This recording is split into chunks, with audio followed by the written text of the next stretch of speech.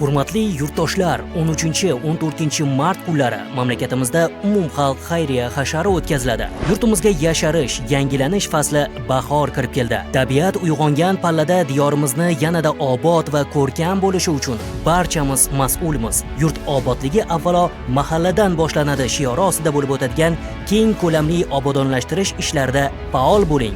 Zero hashar bu hamjihatlik, birdamlik va mehr-oqibat timsolidir. Ushbu ezgu an'ana orqali mahallalarimiz fayzli bo'ladi. Eng muhimi qalblar birlashadi. Hashar kunlari mahallalar, ko'p qavatli uylar va hovlilar atrofi tartibga keltiriladi. Ko'chalar, xiyobonlar, ziyoratgoh va qabristonlar obod qilinadi. Bolalar maydonchalari ta'mirlanadi, daraxtlarga ishlov berilib, yangi ko'chatlar ekiladi. Shuningdek, ijtimoiy himoyaga muhtoj kishilar holidan xabar olinib, ularning uy-joy sharoitlarini yaxshilashga amaliy ko'mak ko'rsatiladi. Barchangizni ushbu umumxalq xayriya hasharda faol ishtirok etishga, o'z mahallangiz, ko'changiz va hovlingiz obodligi yo'lida munosib hissa qo'shishga chorlaymiz.